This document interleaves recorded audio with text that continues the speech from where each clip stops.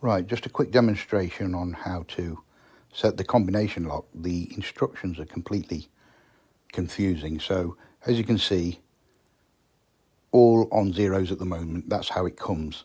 Now, once you've removed them, like so, if you want to reset to any combination that you want, in this case I'm going to set it to 1, 2, 3, then what you need to do is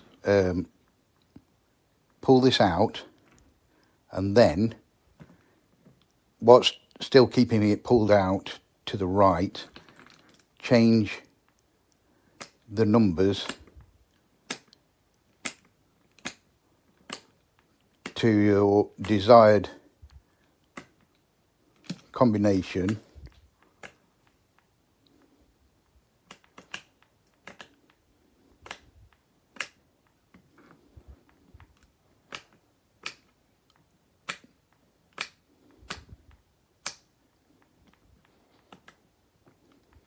and then you release. So as you can see, the locking mechanism opens. Now if I was to muddle those up again, you can see there the latches don't move at all. So I'm going to move it back to 1, 2, 3 in this case, which will obviously be changed later. Again,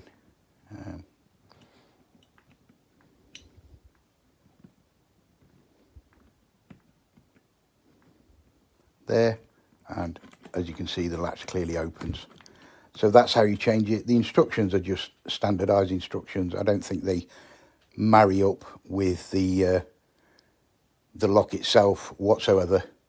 So that's how you do it. Hope you find this useful.